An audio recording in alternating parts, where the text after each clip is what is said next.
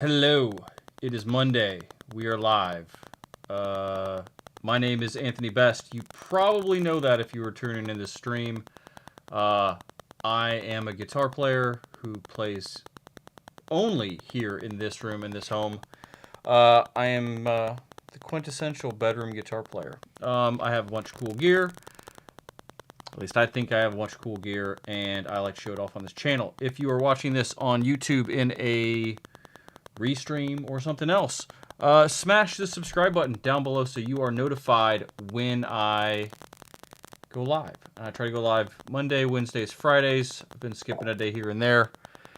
And today I'm going to talk about how I do these streams. So I'm going to talk to you about the hardware that I use and a little bit about my workflow.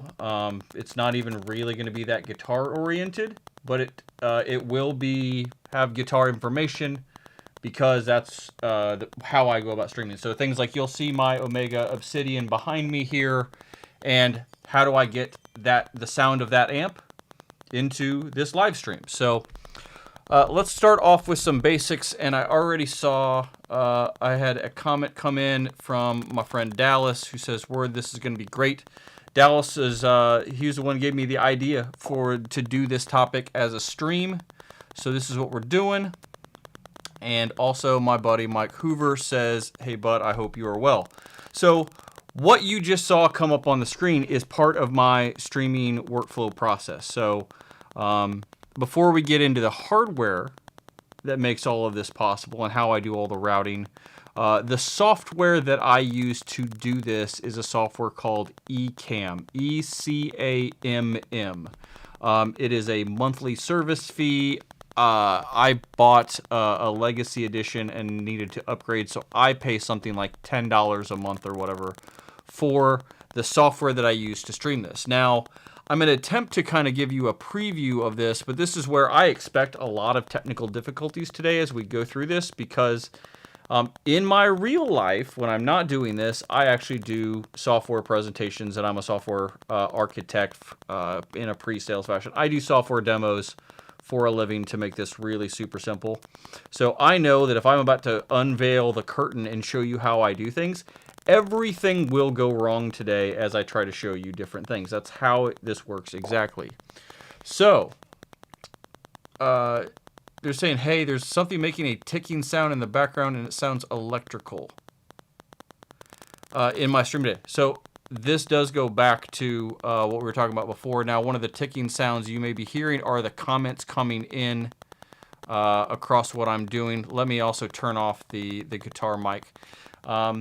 Hopefully, I'm not getting that will be going away, but if hopefully this will die down. The AC is off today. I'm not having that happen, so if this does continue, please let me know. And again, this is why I'm fully expecting when I talk about how great my stream is, or all the things I do to make it sound wonderful. This is the kind of shit that happens. All right, so as I was saying, the software that I use to do this is a piece of software called Ecamm, and that's what manages what camera I'm using, what's the audio feed, what am I sending to the stream platform. And then the streaming service that I use is a streaming service called Restream.io. That's what allows me to stream simultaneously to Facebook or YouTube. So these are not things that you have to use. These are not the only way to do things. I'm only walking you through how I go about doing this. So on my desktop, and I'm going to attempt to show you that here. I've also got a bunch of tools here in front of me that help my workflow. One of those is literally what is called a Stream Deck. These are a bunch of hotkeys that allow me to pull up different things and change things of what I want to do. And then also this box right here is a Blackmagic ATM, and I just faded out, which I don't want to do. So I faded myself in. So oddly enough, I just demoed something that happened within my ATEM Mini, which chooses which video source I want to use, which primarily I'm only using my main camera right here, which I'm going to talk about later. But let's go ahead and talk about, if I share my full desktop here, you are going to get a peek into like what my world looks like as I do these streams. Now, the first thing about this is you're going to get this weird picture-in-picture thing. So I'm going to go stick what I'm sharing behind my own camera here down in this bottom left-hand corner, which is what you're going to see down here. Get down somewhere down there at the bottom is where you're going to see my little picture-in-picture video. As I pull that out, you can see that we start to like have the inception of the actual stream itself. So I'm going to put this down here. Now, things that I see, and I'm going to minimize Luna for the time being, and all the plugins that I'm using here. So what you're going to see on my desktop is here is my Restream event that I created for this. And then what you're seeing right here on this right-hand side, these are all my control panels for what I'm handling with inside of Ecamm. So down here in the lower right-hand corner, if I wiggle this, you'll see a big old mouse over here. These are where the comments come in. So where Dallas's and Mike's comments come in. This is where I see those. And then this is where I turn around and can share those out. Up above this, over here on the right, I get these audio streams where I see... specifically, I'm looking at the loop back feed, which is how I reroute all of the audio, and we're going to talk about that at a later point today. So, and then it's choosing which scene do I want. What do I want to share with you? So I have specific scenes set up for things like sharing my full desktop like I'm doing like here today, or my stream to share my browser window, which is currently closed. So again, like I mentioned earlier, the technical difficulties would be, okay, this is me sharing just my browser here. Pull this back up, and I want to show just the current application. So I just show you just my current browser, and that's all that gets shown here. Or if I want to tell you I want to share specifically my Luna application, I have scenes set up to do that as well. So here is, again, should be me just sharing my DAW, which again is minimized. And I told you as soon as we said we were going to do this, that I would run into some mild technical difficulties as I do this. So here is, me sharing out my DAW, and then we can also bounce back and I can show you my main camera. So back to where we started, and while it's coming in, I've got my buddy Wayne is here. Wayne found out about this channel due to the Omega Obsidian that I own, and that's what is on, and we will test that today. And I do have to apologize. I need to respond to, this is my real life over here as I stream it. My wife is asking me when I want to order. She doesn't know when I go and live stream. And, I was going to text her back on my phone, but I'm using it for something else. So part of me, hang with me for a moment. So again, part of my streaming process allows me to hide different things so you don't see everything that's happening within my window.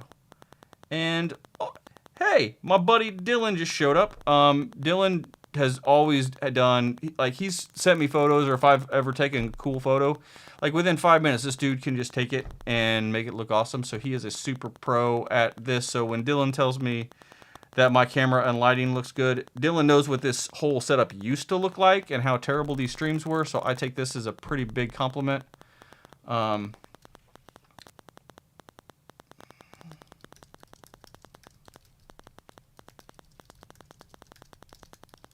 Sorry, I'm just letting my wife know we can order. It's Monday, so we have Mexican Mondays in my house. You learn about this if you tune into streams on Monday. So you want to know where we're getting our Mexican food from. And I basically said we're from wherever. Her favorite place is a place called Kamal next door in Oakland. They have good chips with her guacamole. That's why she likes that place. So, all right, so we talked about the software that I use to actually manage the stream itself. That is Ecamm. I walked you through a little bit of what that's doing. The components as you make up that are a video feed, an audio feed, and that's how I'm going to talk to the next few things. So it's going to be slightly difficult to show you this, but I'm going to attempt to do this. So the biggest reason why the video stream here looks... Dylan's saying to move my video. So I think I have introduced something new into the stream today about this ticking that's occurring. And I believe it's because I am trying to use this cell phone to show you what camera I'm using. I will go turn this off here in just a second, but one of the main reasons my stream looks the way it does is the camera that I use. And so this is a Sony a7 III with a Sony GM lens. And so this is just my iPhone, which is apparently likely causing an electrical ticking noise. So we're going to go back to the main camera. I'm actually just going to disconnect this entirely. So please let me know in the comments if that ticking noise has now gone away. Now that I've disconnected the phone, and I will actually, do what I do with my cell phone and just close everything on it and put it back in my pocket, which is historically what I've done for every stream. This is the first time I've ever introduced that secondary camera. So, Dylan, if you're still paying attention, let me know if that ticking noise has gone away. And in the meantime, we'll just keep ticking along. So, the video is coming from my Sony a7 III with a 24mm 1.4 f-stop lens, and that's why I get very good focus on me in a very close space. Dylan is saying unfortunately no, and that the ticking noise is still there. So kind of a bummer that this is happening. Keep ticking along. Yeah, exactly. I'm honestly really not sure where this audio ticking noise is coming from. And I don't think it's happened in past streams, so I'm super curious. I can kill some amps over here and just find out what, because the only source that's coming in that's only enabled right now is this SM7B that's in front of me. That should be the only thing that's routing audio to what's happening within here in the stream itself. So the only thing that's happening should be, just turn off a couple other things, that there should be no ticking.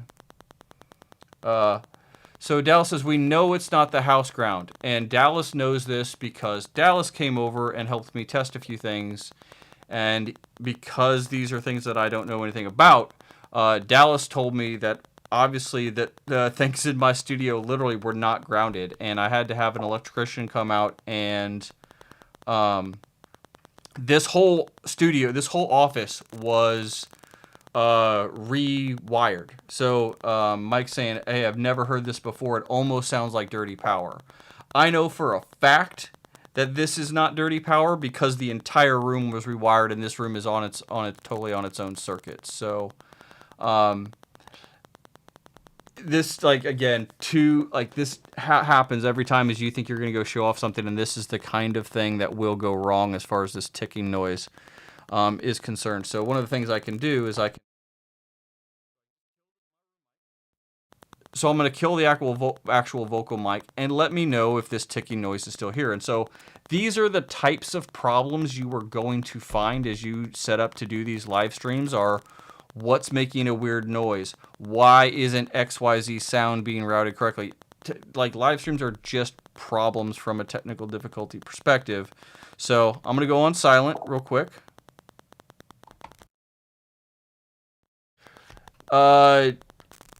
The audio rates should not... All right, Dylan just had a really good idea. He asked me if my audio rates are mismatched. They shouldn't be because I am using Luna, and those audio rates should be fixed. However, one other thing I am doing differently today is I am streaming at 96K.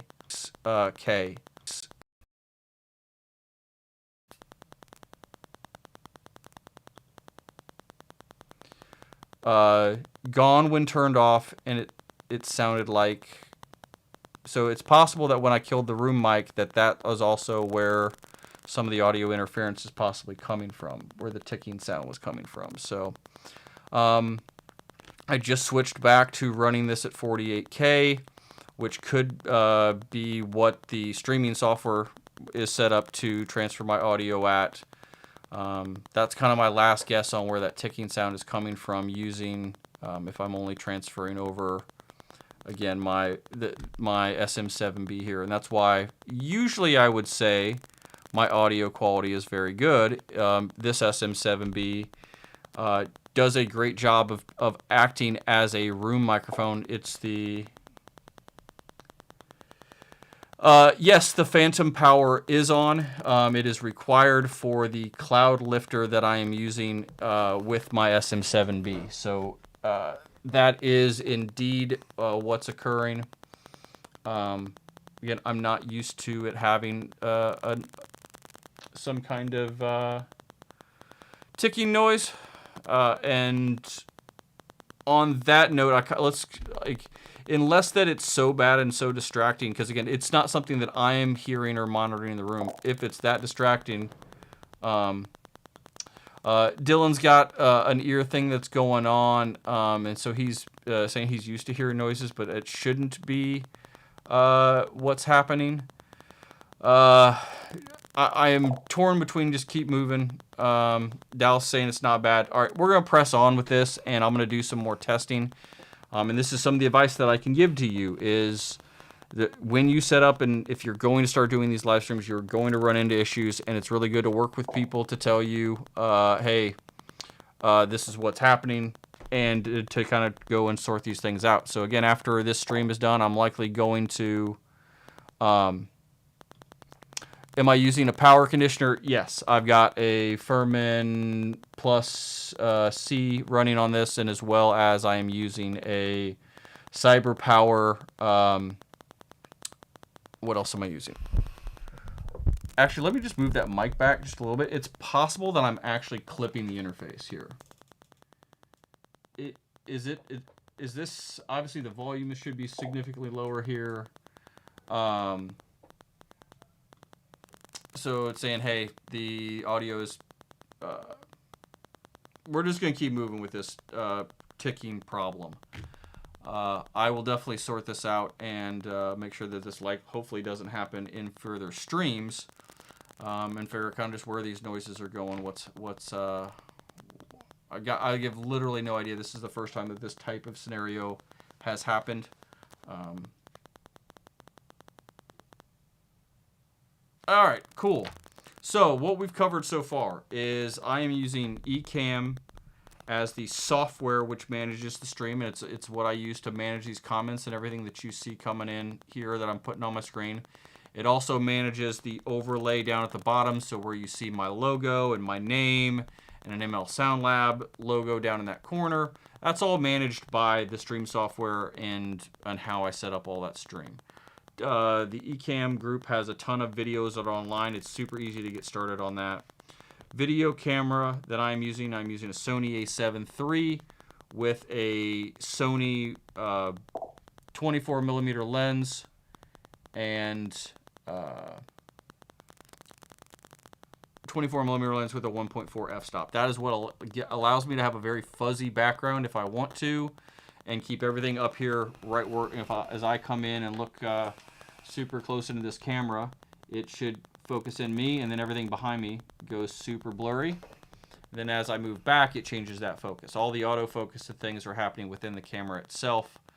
Dylan's saying, hey, the only other thing is where I've got a CPU overload and some buffers. So the thing about Luna, which is the software that I'm using for audio, that's the next thing we're going to go to, is how I manage all the audio portions of this.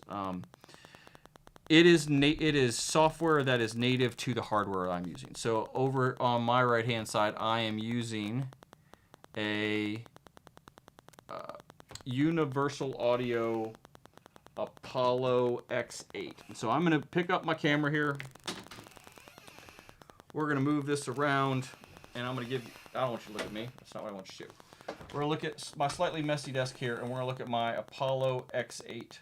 All of the wiring for that is in the back, and for those of you who asked me about my power conditioners, yes, I have 2 power conditioners in this rack. One is handling computer equipment, and one is handling the audio equipment. They are separated like that. And now my tripod is all jacked up. Get everything back. There we go. Cool. So University now I have been using Luna to do my streams for the past few months since I kind of got it all back up and running. And because it's native to the hardware, it is setting all of the buffer sizes for me automatically, and all I'm doing is telling it what rate to record at.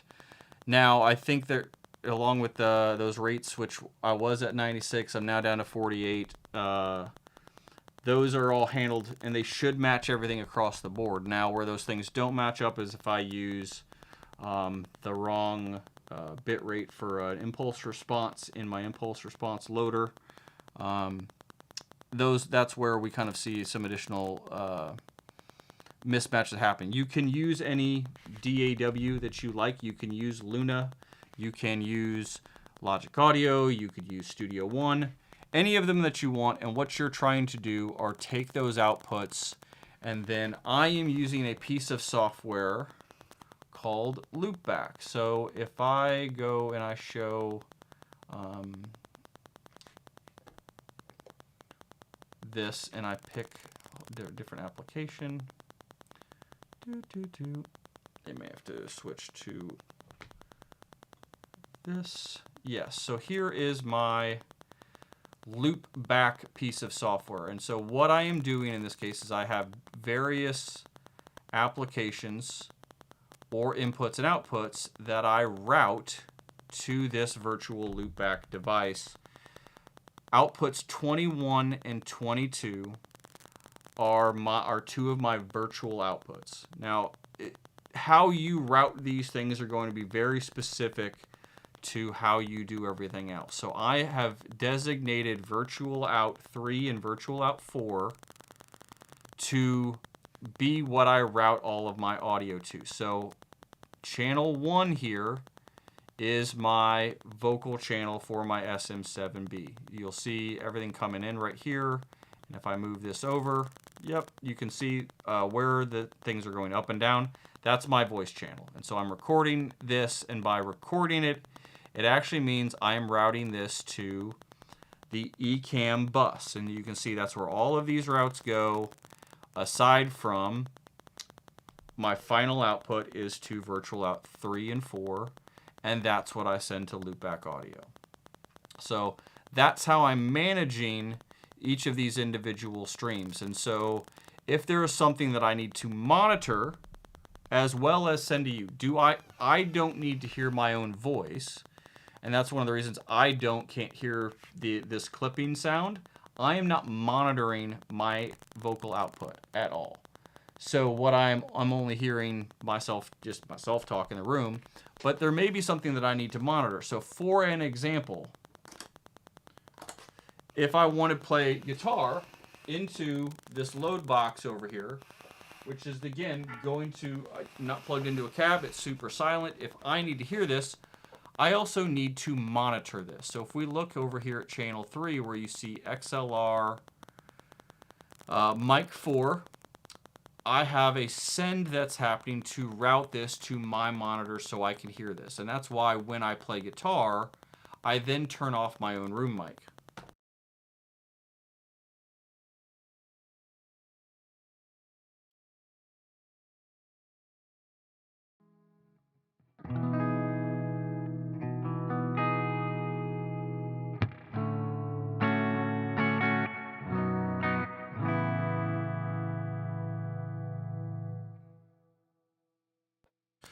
So that's me routing the guitar from the load box into the main plugin that I use for creating a cabinet impulse. Sorry, I don't create the impulse response here. Creating a cabinet impulse response is an entirely different topic for an entirely different video. So, yes. So I've got my guitar routed in. I put a cabinet sim on it. I monitor it, and then I ship it out to you using Loopback Audio via the CAN bus. Now, I can choose to reroute all of these things differently. So one of the things that you could hear when I was playing guitar was a reverb and delay. So again, if we turn that off,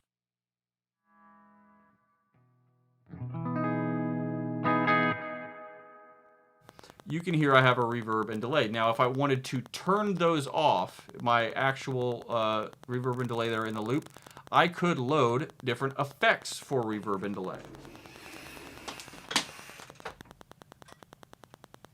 So I have a button on my amp switcher that I can actually just turn off the loop, which then super dry guitar signal. Now, instead of sending this to you directly, I might want to choose to send this to the effects bus. Now you can see here I've got two plugins in my effects bus, a reverb and a delay. These are the two plugins that I choose to use for basically reverb and delays. They're $50 a piece. They're Valhalla reverbs and Valhalla delays. There are different versions of all of these. Each version of them runs about $50, or almost exactly $50. I think every plugin they make is $50, and they are all absolutely worth it.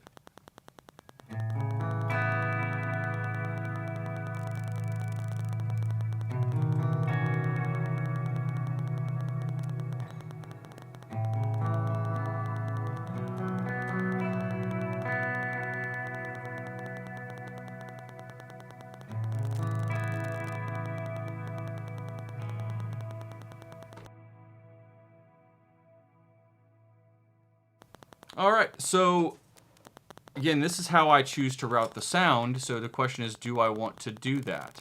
I also have the option, instead of using a live amp, I could unplug from my amp, and I could plug in and use an amp sim instead of having an amp. So if you don't have a live amp, you don't have a load box, you don't have anything, and you just want to play guitar, you can do this using a guitar sim. So one of the things that I could do, so I'm going to come over here, I'm going to unplug from my real pedal board. I'm going to plug directly into the front of the Apollo into my Hi-Z input. And instead of monitoring the XLR input, I am going to monitor now the plugin which I have loaded, which is the flagship JJ plugin, which you will also notice my logo on there. This is an amp that I helped Mikko model. So now I kill the room mic or the mic you're in here, so that way you don't get feedback. Then I can play in the I can just play this amp for you.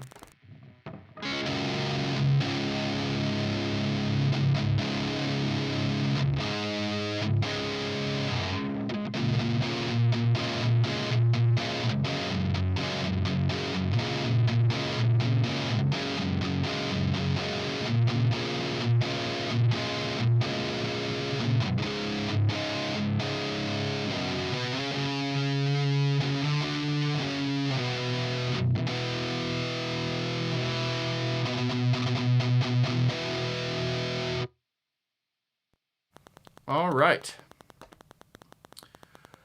So that is my audio routing of how I handle the live streams, whether I want to use a VST for guitar, or I'll use plugins, or I want to use hardware. Again, for my voice, everything is coming in from this SM7B. And for some reason today, as part of when I use this microphone, we are getting some kind of electrical clicking sound that I cannot place. And I don't know if this is... I literally have no ideas, because it's something that's never happened in a stream before. So this is going to be something I'm going to have to sit and test and find out what's going on. That is my Ring doorbell, is what that noise was. So I turned my phone on silent.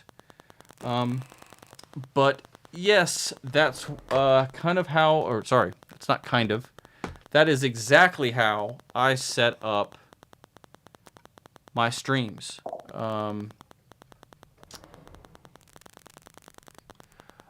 Dean is asking, potentially, is this the interference from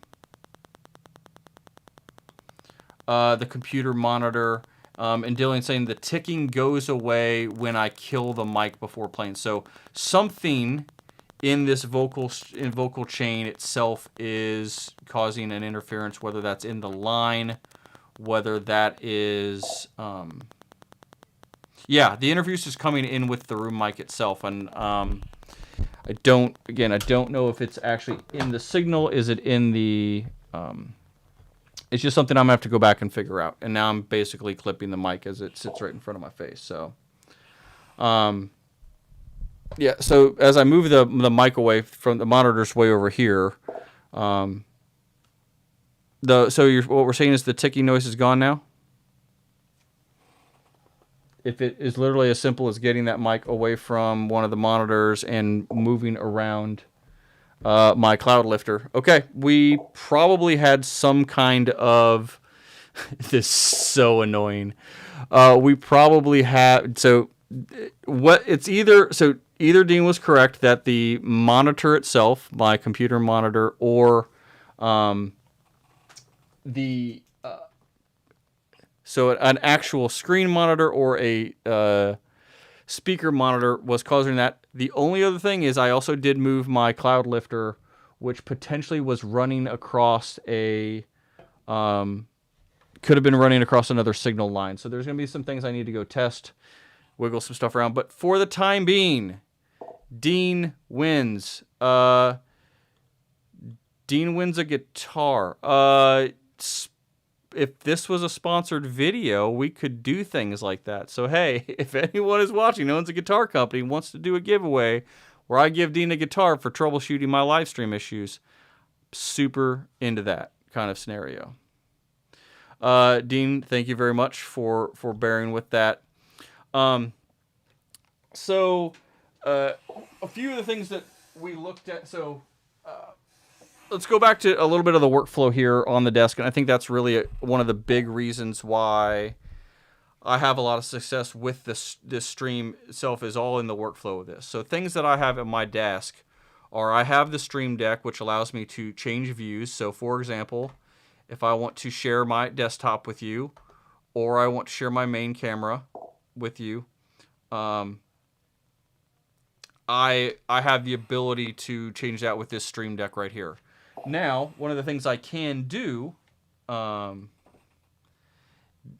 does have a PS. Tell you what, Dean, I'll give you a discount off of one of my McCartys that I'm selling. But I would love nothing more for to be so successful that I could just give away a PRS on this channel. And another thing that just happened was the monitor in which I watched myself on, I think it just died. It might be a power issue. Yeah, I think I need a new battery for that. Now, I have one up there. The question is whether I can get that out and get it going by the time that we're done with the stream, which is probably don't need to do that. But one of the things that you can do, again, if you don't have, if you can't afford to buy a dedicated camera, and if you want to do live stream from things like your phone, you still need a computer in order to do this. Yes, you can just turn on your phone and you can do live streams from it. But I do have but one of the things you can do is you can use your phone as a video source. Wayne is saying it could have also been the cloud lifter as it didn't go after you moved the mic right up to you. So yeah, it's very possible that the cloud lifter that runs across my desk was sitting too close to the monitor itself. So I still think this is electrical signal related, and I'm going to need to wiggle a few things around, or I might move the cloud lifter to a different spot, or even just stick it up on the boom mic itself. But what I'm about to do is and one of the things we did for troubleshooting was unplug my quote-unquote second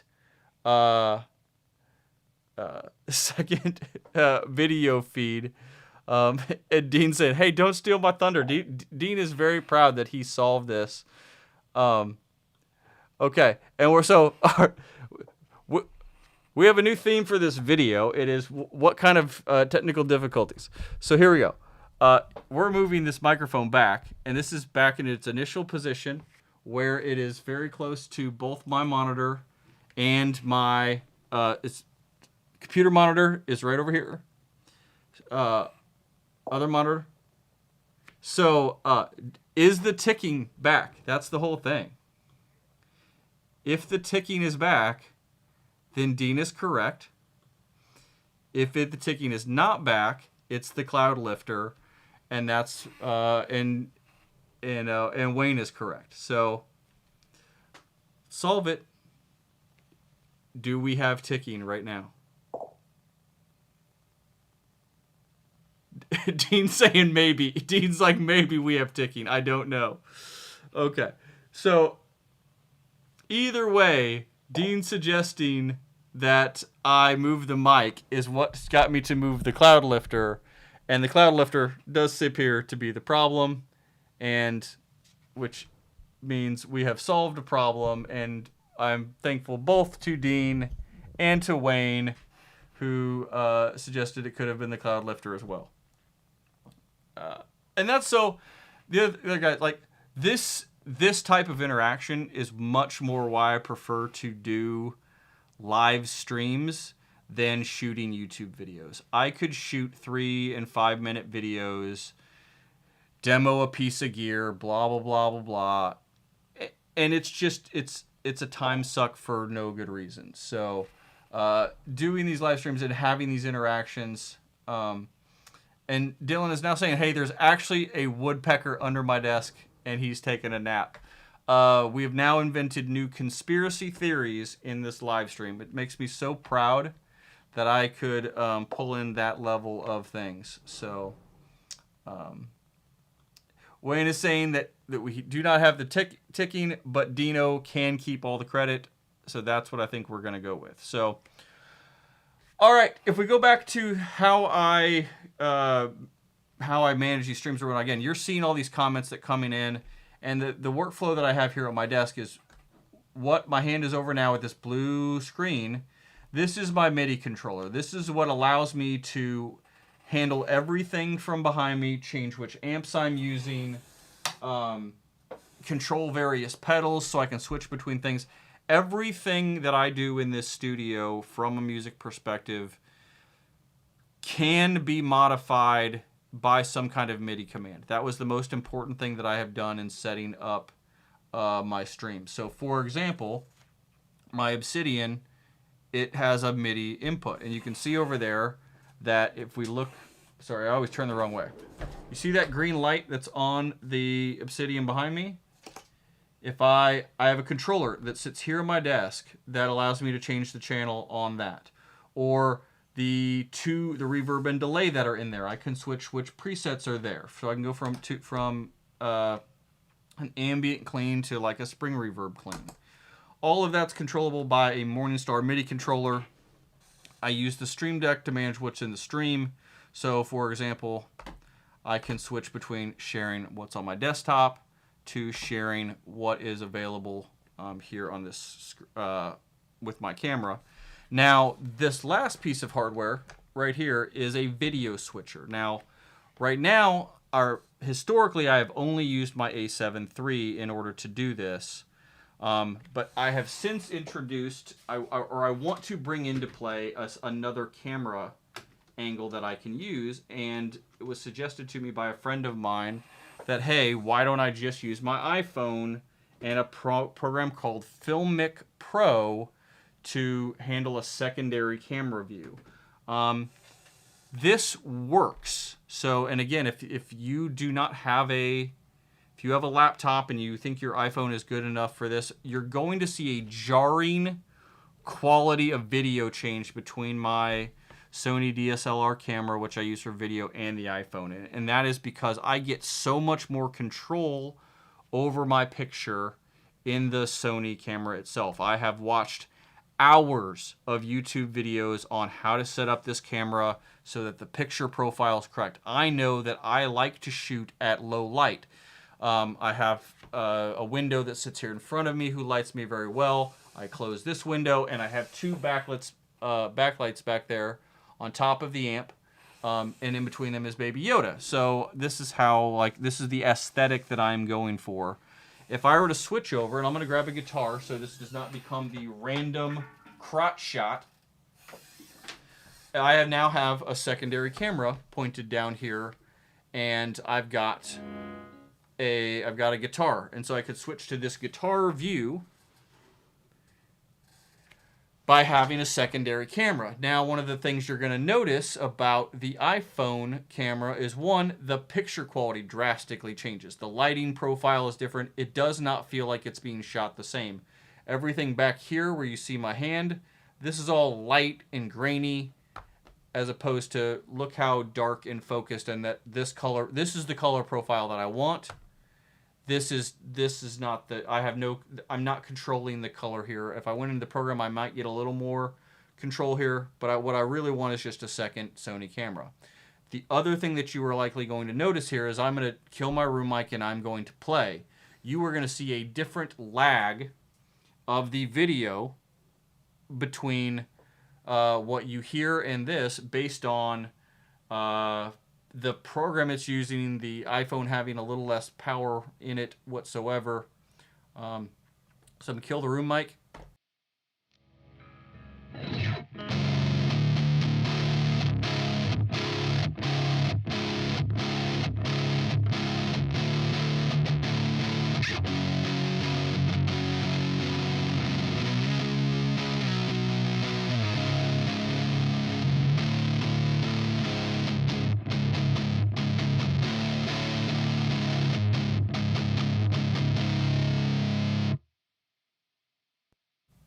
So you're likely seeing a big lag there from that iPhone camera. So this is something that I am testing because again, I don't make any money doing these streams. My YouTube channel is not monetized because I am not yet to 1,000 subscribers. And even if I do, I will probably make about 30 cents a month doing these live streams. I do this because I enjoy the technology behind this. And it's a good way for me to interact with people that I don't hang out with on a daily basis. Most of the people that I know that are in the same style of music and things that I are, guys like Dean and Wayne, Drew, a bunch of people who tune into these streams, Mike Hoover. These are all the guys, like, I know them from Facebook. I know them from the interwebs. I don't live nearby.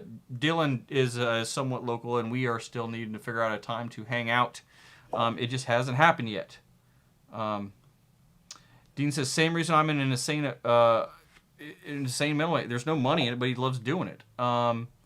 This is why we go to NAMM, to hang out with these people that we all live all across the country or all across the world. But we share weird passions for expensive guitars. Whether it be going to hang out in the Omega booth or see all my friends over at Rev Amplifiers.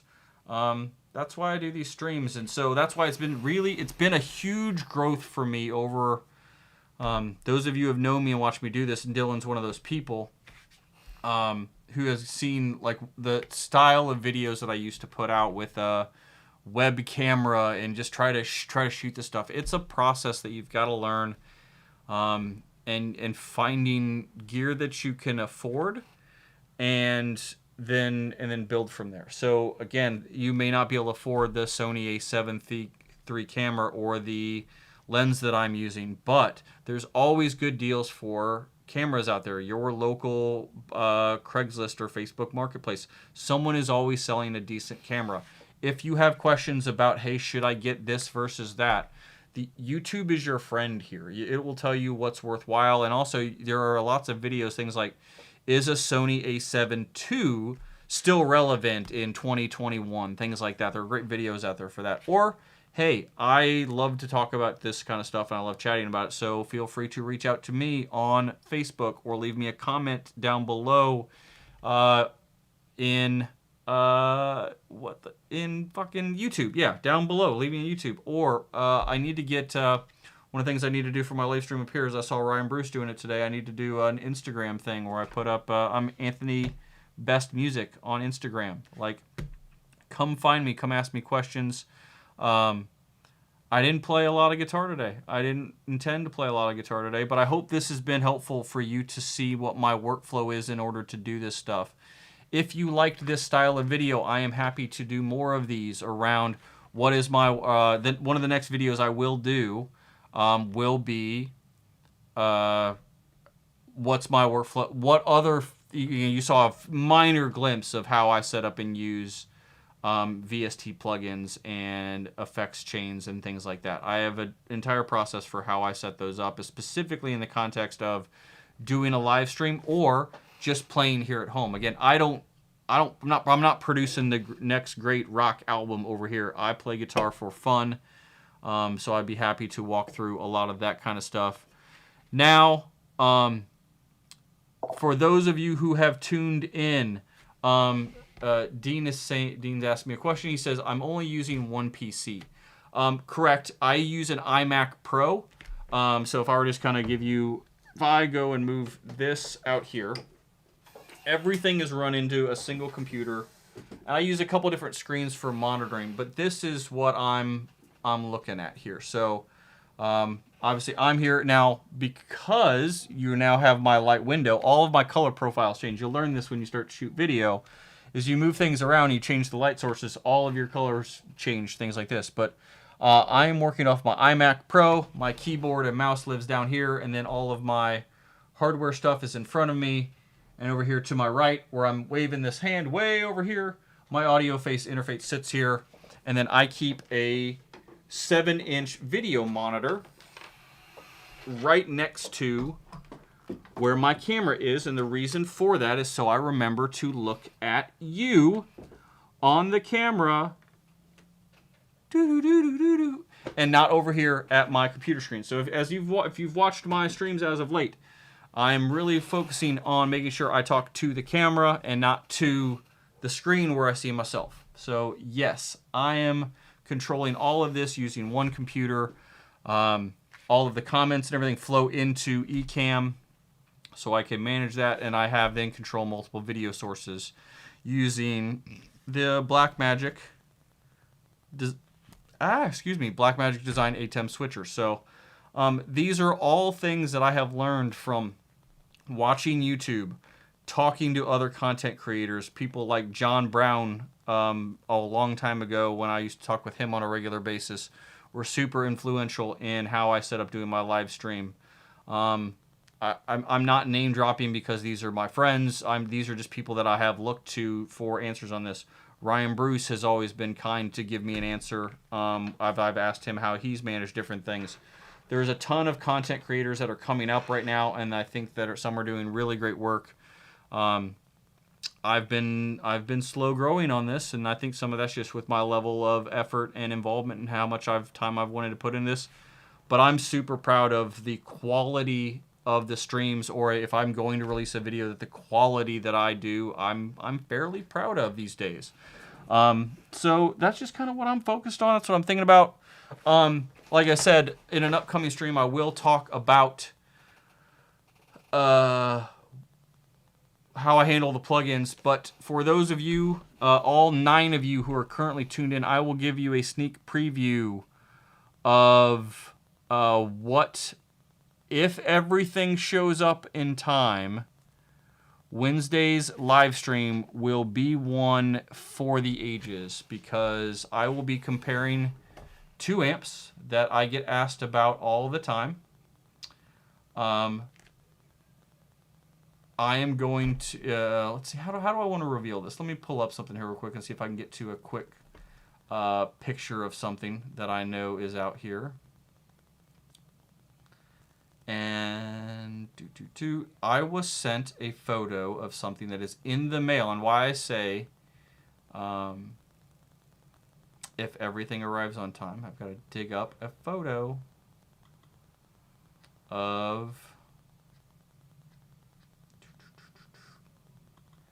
this is the only photo I have seen currently. So when you say, hey, dude, that's my DAW itself. What you are looking at on the screen right now sorry, Dean things came back up on the screen. I don't want to show that. What you were looking at on the screen is my Omega Granifier, black face with an orange see-through plate. What you do not see in here is my custom 2x12 that will match it. So I don't know if those are going to hit the Instagram feed for Omega pretty soon. Chris, thank you for tuning in. He's been watching on his Roku since the jump. And so, Chris, I appreciate it. And I know that Wayne is going to be excited about this. It says, provider worthy at lockdown. He may be able to make the Wednesday stream, as that'll be his Thursday morning. So, oh, holy shit, everybody. We're going to stop and pause this for a second because my friend, I'm going to call him a friend, my friend Rob Arnold of Chimera fame has tuned into our live stream, and he is saying that the room is looking good and sounding good. When you have 9 people on your stream and one of them is motherfucking Rob Arnold, we take a moment to thank them for their presence. So, thanks Rob for showing up and saying hey. I'll shoot you a note here pretty soon. I've been super impressed with everything that's happening over on your channel as well. So for those of you who don't know, Rob Arnold has a killer YouTube channel, and he has a sick Patreon page that goes along with it to help support him getting started on a bunch of that shit. So go check that out. That made my goddamn day. Thank you, Rob. But Wednesday is the big day. Wayne says, hell yeah, Rob. And Rob says, hell yeah, bro. Sick. My mind is a little blown. I'm not typically a starstruck homie, but this is a cool thing. I'm gonna take a little sip of Diet Dr. Pepper. A little chill out a little minute. All right, but now let's bounce back. Let's talk about this thing for a hot minute. So this is my Omega Granifier. I ordered this several months back, and because of transformer shortages and all kinds of things that the world did not want this to happen, my Omega Granifier will be here on Wednesday. So if it shows up on time, which with UPS it might not, let's just be honest, it may not get here on time.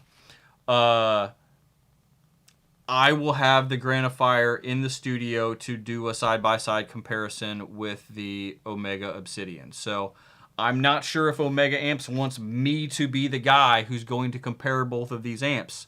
However, when you're me and you buy both of them and people want to know, you're going to get a video comparing the two. That's what's going to happen. So there will be a live stream, whether it is Wednesday or Friday or again, we've just got to wait to figure out when UPS is going to hear.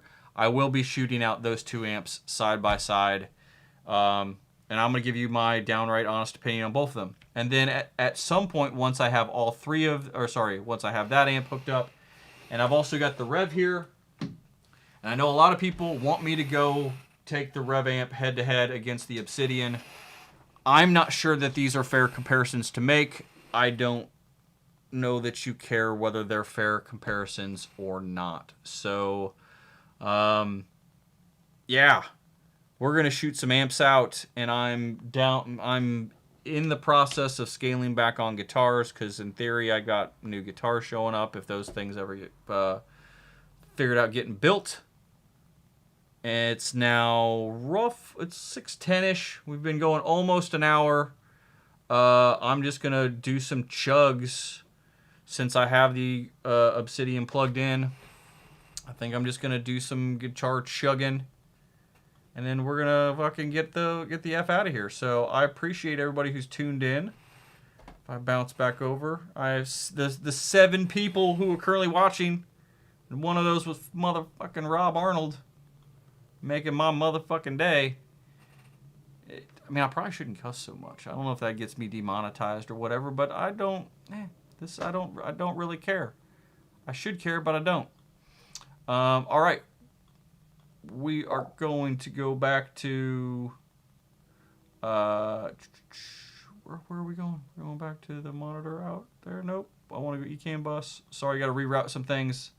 Dean, yes, I will shoot you a picture of my Obsidian settings as soon as we're done. I use the 667 method on the gain channel, but my clean channel settings vary a little bit. For me, depth and presence are everything, and it also depends on what tuning you are using.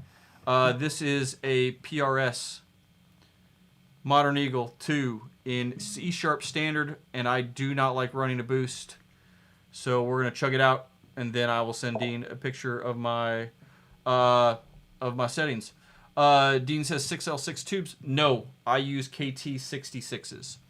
I got mine originally with 6L6s, but I have run through almost every tube you can stick in there, and I go to I like the KT66s in it. My new Granifier will have 6 CA7s in it, and we're going to run through all the tubes on that as well. Dean is a big Aristides guy. I do not have an Aristides, so Dean, I can send you one of my PRSs. You send me a Aristides, and we'll be good to go. Yeah, KT66s are kind of tough to find at the moment. You can find some on Reverb. I know Mike gets all of his from TAD, which is where mine are from, and they may be flat out. But I'll do a little search and see if I can find you some KT66s. Awesome. Chugging it out for about 4 minutes, and then at 6:15, I will wave goodbye and figure out what I am ordering for Mexican Monday. This has been a fun stream. I really appreciate everybody tuning in. Man, yeah, I mean, I do these streams because I like to have fun. That's exactly what we're going to do.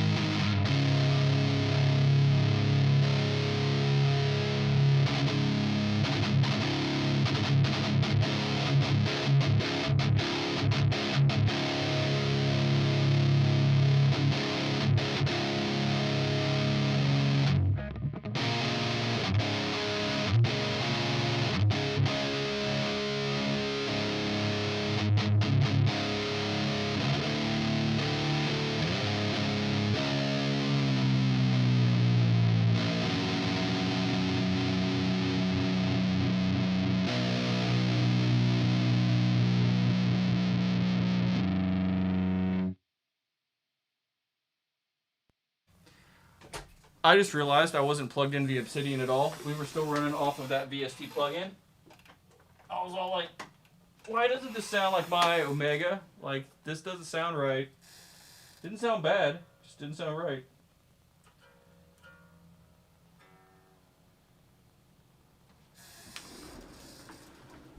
So Rob says tacos. I'm now going to have to send Rob a note and see if I can get him to come and bullshit with me on a live stream some point. That now he knows how I do this. So what's the worst he can say is no. I'll send him tacos.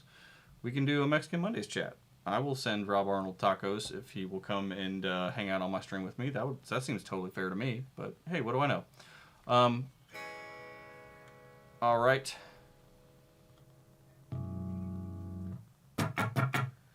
All right, that is the clean channel of the Obsidian, and now we're gonna go. Which again, no one cares about the clean channel.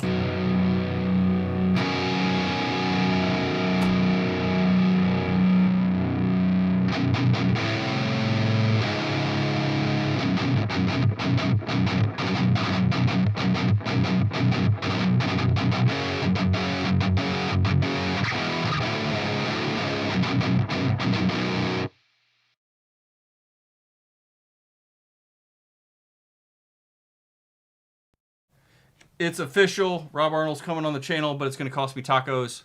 I have zero problems buying tacos for those people who will come and visit my channel. No problems.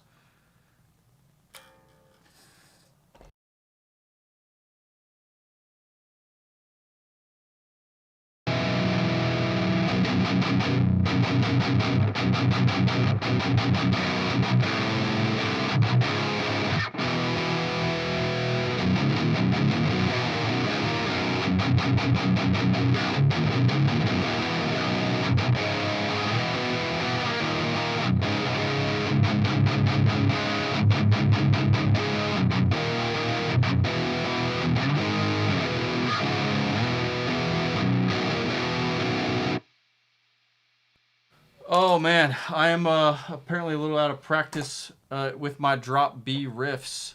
But hey, it is 6:15 my time. It is 9:15 on the East Coast. I'm gonna call it for today. I'm gonna go eat tacos, and I will make sure if you have the ability to do a live stream and you want to know more about doing one and you want to come and do a live stream with me, I would love to have you on my channel, and I will order you tacos. You do not have to be Rob Arnold of Chimera fame. You could be Dean. If Dean wants to come on the channel, I will buy him tacos. You want to come and do a live stream with me? I will buy you tacos. I will bribe you. So thanks everybody for tuning in. I apologize for the bad chugs at the end. I am very much out of practice of my drop B metal chugs. I have been listening to a bunch of things like Bush and Stone Temple Pilots and Cloud Kicker and Intronaut like Team Sleep. I am all over the place with what I'm listening to right now, and none of it is droppy, modern heavy metal. So Wayne says it's been fun. It's 11 a.m. in Australia, and he's gonna be making burgers. So man, see, that's the greatest thing in the world. I can talk to my live stream can help somebody in Australia.